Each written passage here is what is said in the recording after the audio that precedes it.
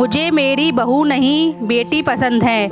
माँ ये क्या है, तुम हमेशा अपनी मेड के लिए ये साड़ियाँ वगैरह खरीदती रहती हो, वो भी महंगी से महंगी।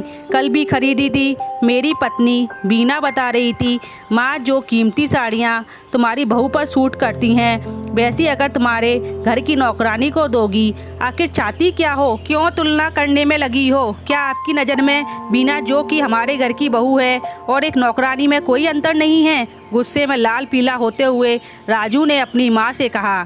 बाहर दरवाजे की ओट पर छुपी हुई बीना मुस्कुरा रही थी, क्योंकि उसने ही दीपक को बताया था कि माँ ने कल फिर से अपनी नौकरानी के लिए कीमती साड़ी खरीदी है।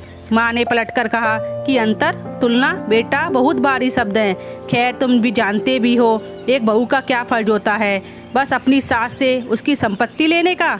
बेटा मैं जो करती हूँ सोच समझ कर ही करती हूँ, और मैं तुम्हारे पैसों का नहीं बल्कि अपने स्वर्गीय पति के पैसों का सदुपयोग करती हूँ। सुधा गर्व से बोली। मैं कुछ समझा नहीं माँ, तुमने बताया था मगर तुम भी अपनी पत्नी के कहे पर चलते हो। खैर मैं बुरा नहीं मानती, जीवन साथी हो उसके, मगर बेटा एक अच्छे जीवन साथी का फर्ज अपने साथी को अच्छा बुरा बताकर समझाने का भी होता है, केवल आंख बंद करके हाँ में हाँ मिलाते रहने का नहीं। माँ साफ साफ कहो ना, आखिर बात क्या है? जानते हो बीना ने मुझे कहा था माँ आपका ये सोने का हार कितना खूबसूरत है और कीमती भी। मेरी सहेलियाँ तो इसे देखकर जल बुन जाएंगी, और तेरे ससुर ने बहुत प्यार से दिया था मुझे, लेकिन मेरे जाने के बाद ये सब किसका है? तेरा और राजू का। मैंने खुशी खुशी उसे दे दिया। उस दिन तू भी था जब तेरे चचेरे भाई की शादी में हम सबको जाना था। मेरे सर दर्द हो रहा था, ये तुझे भी पता था, मगर तू तैयार होकर बाहर गाड़ी से निकलकर हॉर्न बजा रहा था और बहू को बुला रहा था। और बीना तैयार होकर बाहर आई और मुझसे बोली, मैं निकल रही हूँ मम्मी जी, अपना ख्याल रखिएगा। ख्याल? उसे बस कीमती साड़ी और सोने का हार दिखाने की जल्दी थी, सास की फिक्र नहीं। जाना तो हमें सबको ही था। क्या रुककर मेरे सिर को प्यार से सहला नहीं सकती थी? मुझे डॉक्टर के पास पहले ले जाया नहीं जा सकता था? मगर तुम्हें अपना स्टेटस मेंटेन करना जरूरी था। शादी में दोनों को ही जाना था। मेरी हालत ऐसी नहीं थी कि मैं उठकर खाना बना पाती।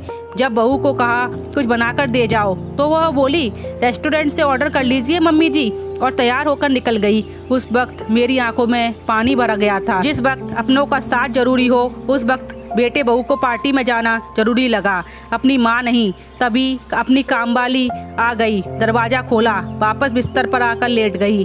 अभी वह मुश्किल से 5 मिनट ही बीते कि वह कमरे में आ गई और बोली, आप यहाँ क्यों लेटी हुई हैं? बाहर आकर बैठिए ना, और हमेशा की तरह मीन मेख निकालिए मेरे काम में।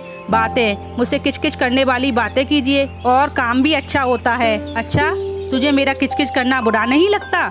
नहीं माँ जी, मुझे तो बहुत खुशी होती है। मेरी माँ बचपन में मुझे ऐसे ही टोकती थी और उनकी डांट खाने के लिए मैं अक्सर कुछ ना कुछ गलतियाँ करती रहती थी। बाद में हम माँ बेटी खिलखिलाकर हंसती थी। मुझे आप में अपनी माँ की छवि दिखाई देती है। अरे चलिए ना। नहीं, आज कहीं क्यों, क्या हुआ? आज वो मेरी तबीयत खराब है, सर में बहुत दर्द है। जब मैंने कहा तो वह बोली, अरे तो पहले बताना चाहिए था ना। रुकिए कहकर वो तेजी से रसोई घर में गई।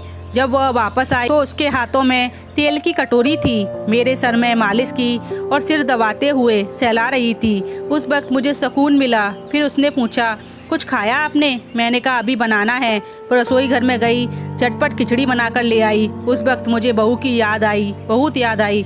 माँ, मैं आपकी बहू नहीं, बेटी हूँ, बेटी जो माँ को दर्द में छोड़कर बाहर पार्टी के लिए निकल गई। और वहीं एक दूसरी हमारे घर में काम करने वाली एक गरीब की लड़की, जिसे मैं हमेशा डांटती रहती थी, वह मेरी देखभाल कर रही थी, मुझे अपनी माँ समझती थी। और मैंने उस वक्त तय कर लिया, आज से वह मेरी बेटी है। और हर माँ अपनी बेटी को कुछ ना कुछ देती है। और हाँ, बहू को बता देना आगे से अपनी तुलना मेरी बेटी से ना करे। तो दादी टीवी चलाकर देखने लगी। वहीं राजू कमरे के बाहर दरवाजे की ओट में छुपी हुई अपनी पत्नी बीमा को देखते हुए बाहर निकल आया। दोनों एक दूसरे को देखकर शर्मिंदगी सी महसूस कर रहे थे। यहाँ वहाँ देखने लगे और अलग अलग कोनों में चले गए। तो दोस्तों, आज की कहानी कैसी लगी? पसंद आई तो चैनल को लाइक, सब्सक्राइब और शेयर जरूर करें। धन्यवाद।